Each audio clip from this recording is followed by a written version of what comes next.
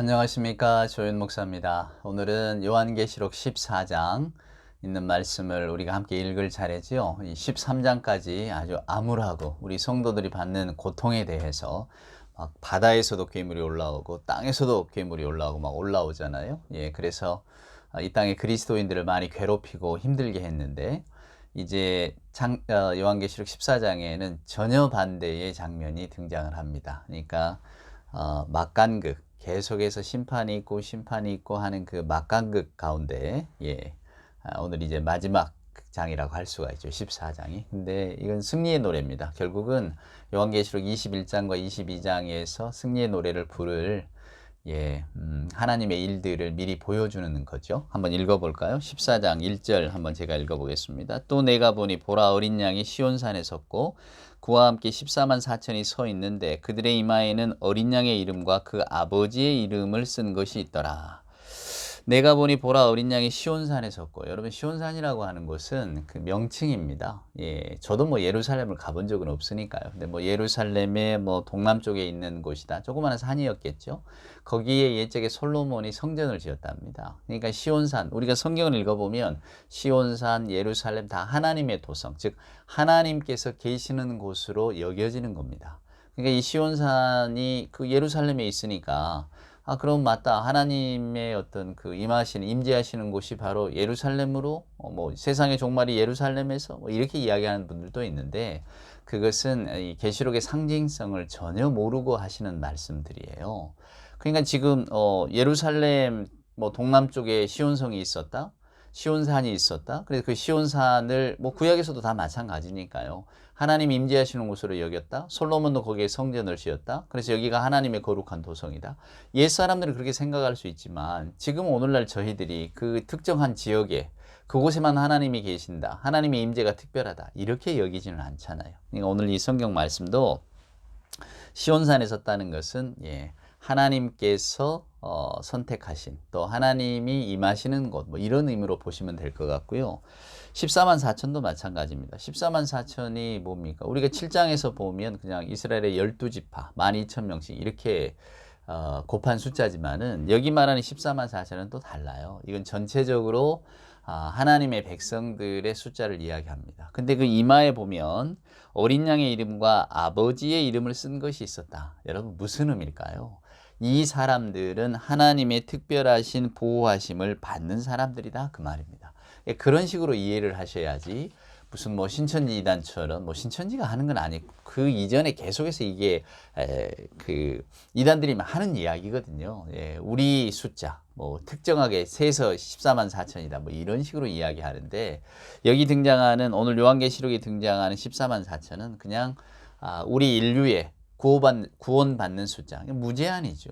그 구원받는 숫자를 우리 인간이 어떻게 헤아릴 수가 있겠습니까? 하나님께서 다 택정하신 자들인데, 근데 그런 사람들은 이미 어린 양과 하나님의 소유가 됐다. 즉 하나님이 보호하시는 그런 백성들이다. 이걸 암시하는 겁니다. 자, 섰는데 내가 2절입니다. 내가 하늘에서 나는 소리를 들으니 많은 물소리 같고 큰 우레소리와 같은데 내가 들은 소리는 검은 고 타는 자들이 그 검은 고를 타는 것 같더라. 뭔가 하여간 크고 우레와 같은 아주 뭐 상쾌하고 뭐 아주 대단한 소리를 들었다는 거죠. 그들이 보좌 앞과 네 생물과 장로들 앞에서 새 노래를 부르니 땅에서 속량함을 받은 14만 4천 밖에는 능히 이 노래를 배울 자가 없더라. 뭐 새 노래가 뭐냐? 또 이걸 가지고 또 여러 주장을 하는 사람들이 있는데요. 이 새 노래는 저와 여러분이 알 수 없는 노래입니다. 구원의 노래겠죠. 하나님의 뭐 어떤 그 영광을 찬미한다든지 하나님의 어떤 구원 계획, 세상에 대한 어떤 그 종말의 심판과 또 앞으로 벌어질 하나님의 뭐 영광의 나라에 대한 소망을 담은 노래라든지 하여간 이런 노래입니다. 그 노래들은 당연히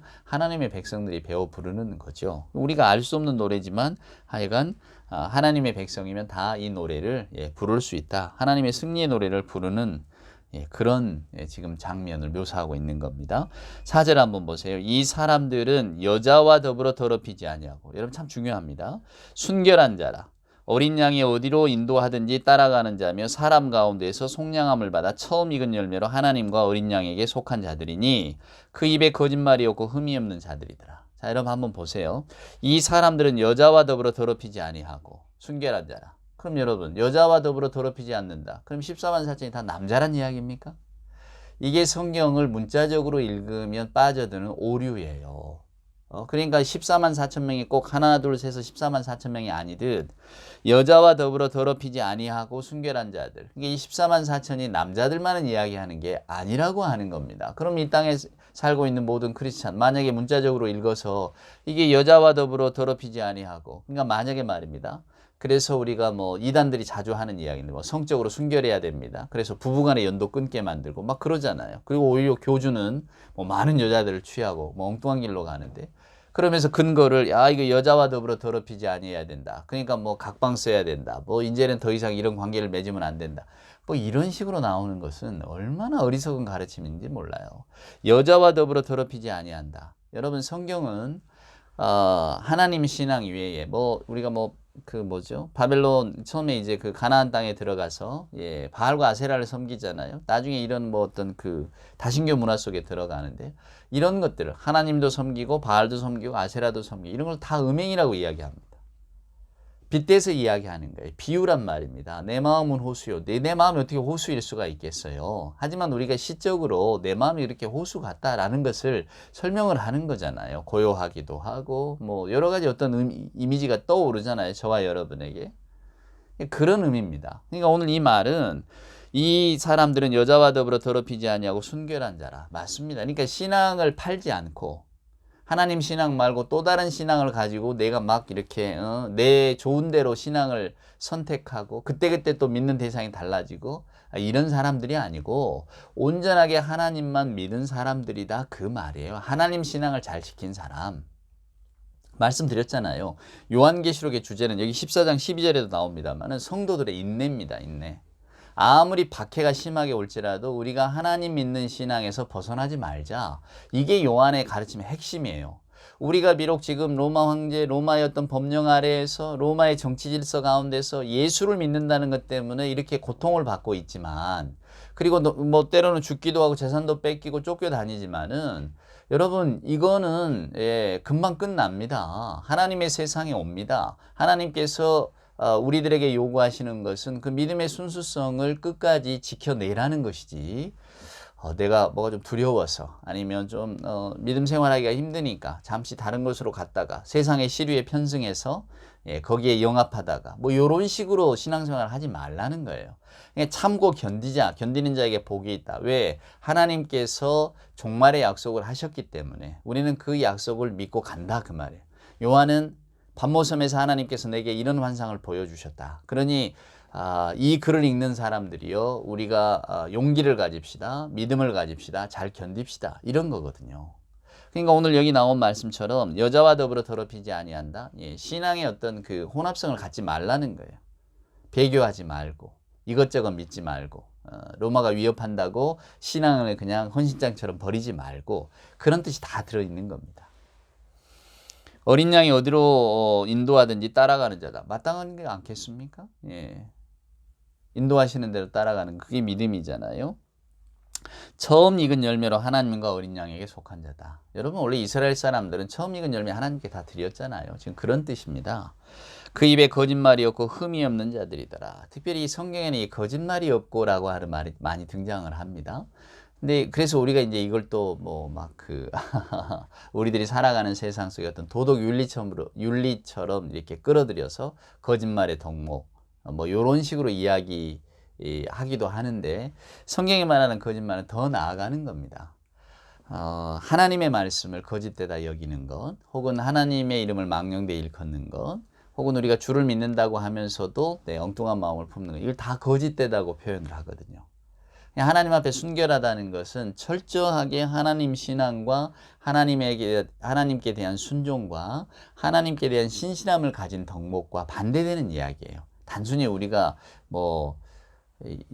우리가 일상에서 주고받는 어떤 이런 일상의 거짓말 이런 표현을 하는 게 아닙니다. 성경의 언어는 훨씬 깊어요. 자, 6절 한번 보세요. 또 보니 다른 천사가 공중에 날아가는데 이제 새 천사들이 계속 등장을 합니다. 자, 또 봤어요. 환상을 봅니다. 다른 천사가 공중에 날아가는데 땅에 거주하는 자들 곧 모든 민족과 종족과 방언과 백성에게 전할 영원한 복음을 가졌더라. 여러분 우리는 복음, 뭐 흔히 이제 신약 성경에서는 유앙겔리온, 옛적에 전쟁에서 승리한 뭐 선포 혹은 뭐 황제가 내리는 명령, 황제가 전하는 어떤 소식들, 그걸 다 복음이라고 그랬다는데, 그래서 우리는 복음하면 기쁜 소식이라고 생각을 하잖아요. 맞습니다. 구주 예수 그리스도가 우리에게 오신 게 복음이고 기쁜 소식이죠. 모든 사람에게. 부자에게는 기쁜 소식인데 가난한 자에게는 기쁘지 않다. 그런 기쁜 소식이 아닌 거죠.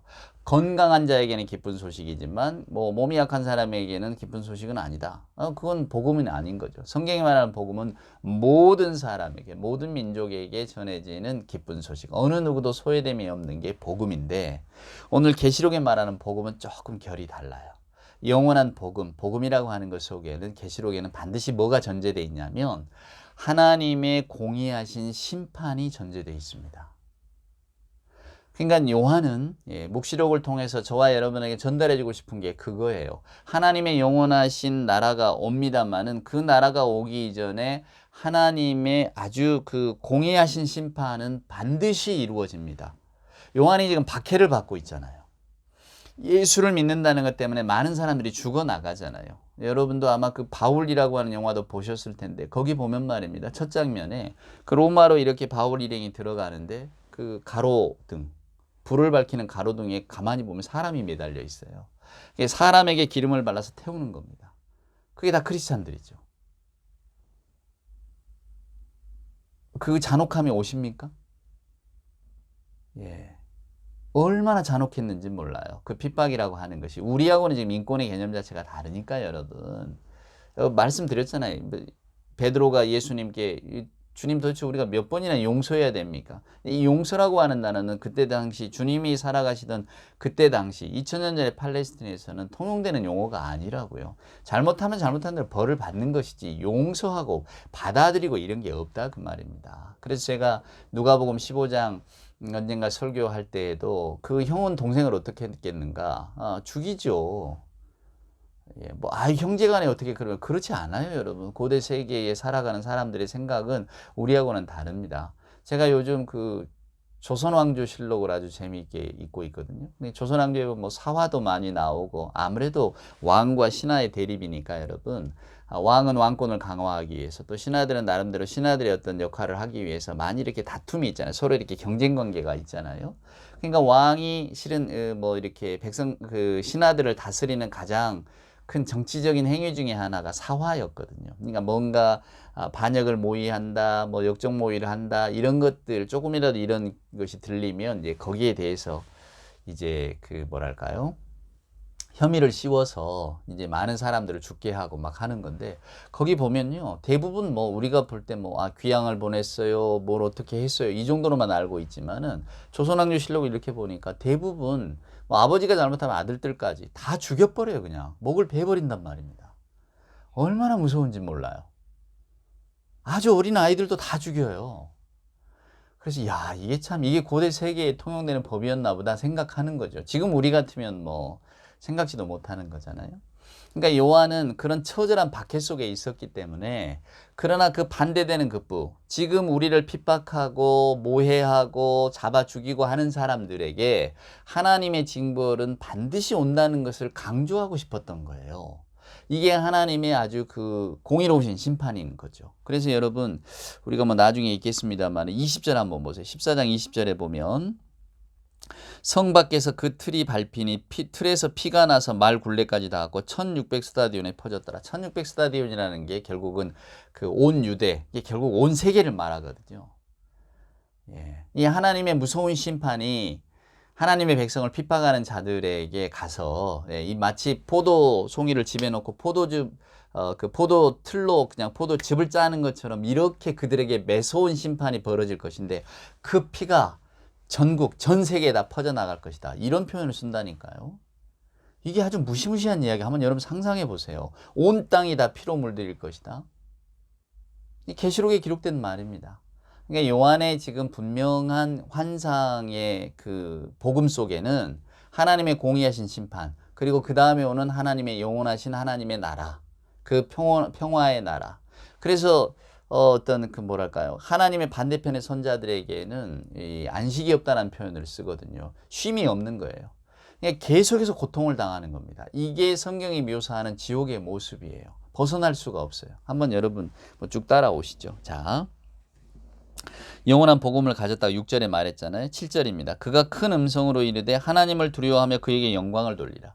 그러니까 지금 천사가 전하는 복음의 제1번은 하나님을 두려워하는 거예요.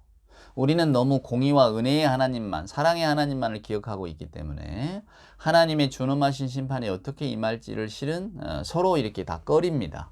왜냐하면 우리 스스로가 내가 하나님 앞에서 온전한 믿음을 가졌다고 말할 수 있을까라고 생각을 하니까 그런 무서운 상상들은 자꾸 밀어놓고 싶은 거죠. 그러나 분명히 성경이 특별히 계시록이 약속하는 것은 하나님의 나라가 임하기 전에 하나님의 공의로우신 심판이 있다는 거예요. 물론 저와 여러분은, 우리가 예수를 주로 고백하는 우리들은 이미 어린 양, 하나님의 이름이 이마에 새겨져 있는, 즉 하나님의 보호하심 아래 있는 사람들이기 때문에 이걸 두려워하거나 염려하실 필요는 없어요, 여러분. 여러분이 만약에 그 13세기 룸이라고 하는 사람의 기도문처럼 지옥불이 두려워서 우리가 하나님을 믿는 거 아니잖아요. 만약에 여러분 가운데 아니에요, 저는 지옥불이 두려워서 하나님을 믿고 있습니다 라고 하는 분들은 이런 이 계시록이나 아니면 제가 하는 늘 이 말씀을 통해서 조금 생각을 바꾸세요. 전제는 하나님의 사랑과 은혜이지 이 무시무시한 지옥불이 아니거든요. 우리가 맨 처음에 믿음을 그렇게 시작했다 할지라도 하나님의 속성에 대한 이해가 되고 하나님의 사랑을 깨닫게 되면 이제 그 두려움에서 노연하는 거거든요. 그러니까 지옥불의 심판을 두려워하라는 그런 메시지들은 우리에게 주시는 말씀이 아니에요. 의도적으로 하나님을 배격하고 하나님 믿는 사람을 핍박하고, 특별히 요한의 시대에는 하나님을 믿는다는 것 때문에, 예수를 그리스도로 고백한다는 것 때문에 잡아 죽이잖아요. 재산을 빼앗고, 아까 말씀드린 것처럼, 묘사된 것처럼 그냥 막 사람을 산채로 불태워 죽이고, 여기 이런 행위에 대한 보응을 반드시 받게 될 것이다라고 하는 경고예요, 경고. 그러니까 여러분, 지옥의 두려움에서 벗어나시기를 바랍니다. 아우, 저는 지옥에 떨어질까 두려워요. 그렇지 않아요, 여러분. 단 한 번이라도 여러분의 입에서 주님, 나를 불쌍히 여겨 주옵소서라고 고백하는 분들이라면 이미 하나님께서 우리를 보호하신 어린 양과 하나님의 이름이 이마에 새겨졌다 생각하시면 됩니다. 그 다음에 우리가 하나님을 온전히 믿지 못하고 주의 말씀을 온전히 따라가지 못하는 그 우리의 연약함들은 자꾸 성경이 말씀한 것처럼 성령께서 우리의 연약함을 도우시나니 범할 때마다 하나님께 고백하고 성령의 도우심을 구하고, 우리가 그래서 신앙생활 하는 것 아니겠어요? 한 번 깨닫고 한 번 하나님의 자녀가 됐다고 성경책도 버리고 찬송가도 부르지도 않고 기도도 하지 않고 나는 하나님의 자녀가 한 번 됐으니까 끝이다, 이런 분들이 누가 있습니까? 자, 그래서 큰 음성으로 이르되 하나님을 두려워하며 그에게 영광을 돌리라. 이는 그의 심판의 시간이 이르렀음이니 하늘과 땅과 바다와 물들의 근원을 만드신 이를 경배하라 하더라. 바울도 처음에 복음 전파를 할 때에 그런 선포하잖아요. 헛것 버리고 다 천지를 지으신 하나님께로 돌아오라고. 지금 천사가 그 이야기를 하는 겁니다. 자, 8절입니다. 또 다른 천사 곧 둘째가 그 뒤를 따라 말하되 무너졌도다 큰 성 바벨론이여 모든 나라에게 그의 음행으로 말미암아 진노의 포도주를 먹이던 자루다. 바벨론이 나옵니다. 계시록에 특별히 바벨론이 나오죠. 바벨론은 뭘 의미하는가? 100% 로마를 의미합니다. 이스라엘의 역사 가운데 이스라엘을 괴롭혔던 나라가 바벨론 아닙니까? 그러니까 이 바벨론이라고 하는 이름을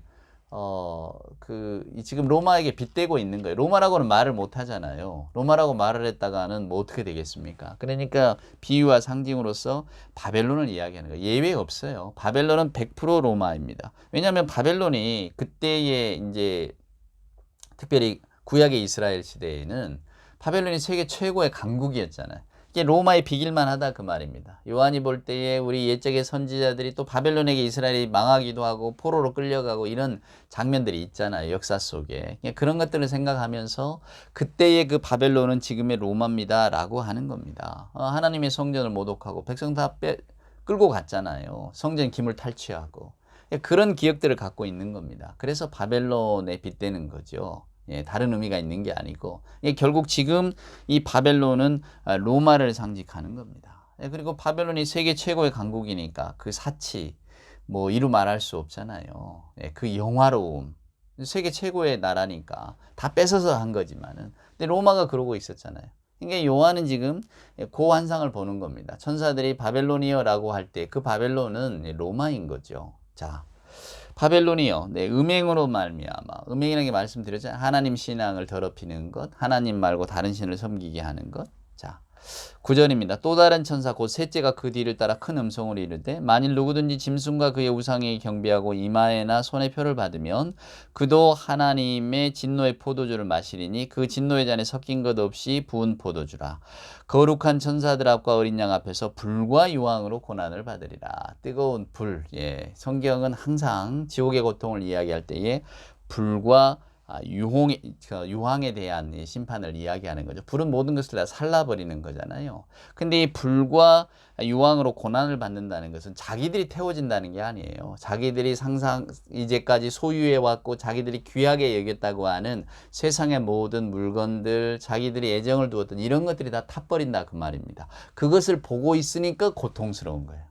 밤낮으로 고통을 받는 겁니다. 그 고통 중에는 자기가 육신으로 받는 고통도 있지만 자기가 사랑하고 자기가 귀하게 여겼던, 어쩌면 내 인생의 전부라고 여겼던, 오늘날의 식으로 이야기하면 물질이니 뭐 이런 것들이 다 불태워지는 걸 보고 고통스러워하는 거야. 아이고 저게 얼만데 내가 저걸 얻으려고 얼마나 애썼는데, 이런 것들이 다 불살라진다 그 말입니다. 그래서 11절에 보면 그 고난의 연기가 세세토록 올라가리로다. 짐승과 그의 우상에게 경배하고 그의 이름표를 받는 자들은 누구든지 밤낮 쉼을 얻지 못하리라. 이겁니다, 여러분. 지옥의 가장 큰 고통은 쉼을 얻지 못하는 거예요. 예, 안식이 없는 거예요. 안식이. 밤낮으로 고통을 당하는데 그 고통은 쉼을 얻지 못하는 것이다 라고 하는 것입니다. 여러분이 상상하셔요. 쉼을 얻지 못하는 게 뭔가. 자, 12절에 이게 결국은 이 요한계시록의 핵심 주제인데, 성도들의 인내가 여기 있나니 그들은 하나님의 계명과 예수에 대한 믿음을 지키는 자니라. 그렇습니다. 하나님의 계명과 예수에 대한 믿음을 지키는. 그래서 성도들이여 우리 인내합시다. 견딥시다. 이게 결국 요한의 메시지입니다. 우리는 12장 또 13장에서 아주 암울한 세상을 봤어요. 예, 세상을 다스리는 마치 괴물과도 같은 용과 협력한 여러 짐승들이 나와서 하나님을 믿는 백성들을 핍박하는 장면. 근데 이제 14장에서는 이게 완전히 장면이 바뀌는 겁니다. 이제는 그렇게 핍박했던 자들이 하나님의 최후의 심판이 올 때에 그들의 행위대로 심판받는 것, 고통받는 것, 지옥에서 영원히 쉬지 못하는 형벌을 받는 것, 이런 메시지를 이렇게 전달하고 있고요.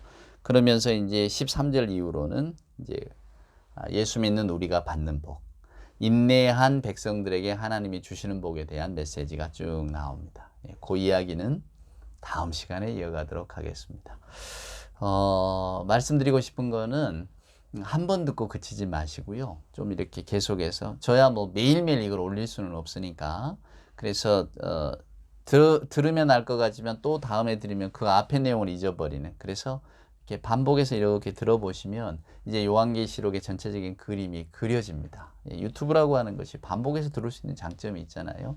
많이 들으시고 요한계시록에 대한 어떤 전체적인 이해의 틀을 꼭 여러분들이 마음에 담아두시면 나중에 이제 다 제 강의가 끝나고 나서 요한계시록을 읽게 되면 이게 얼마나 신나는 문서인지 알게 될 것입니다. 예, 여기까지 듣느라고 애쓰셨고요. 다음 시간에 요한계시록 14장과 또 15장 부분을 계속해서 이어가도록 하겠습니다. 고맙습니다.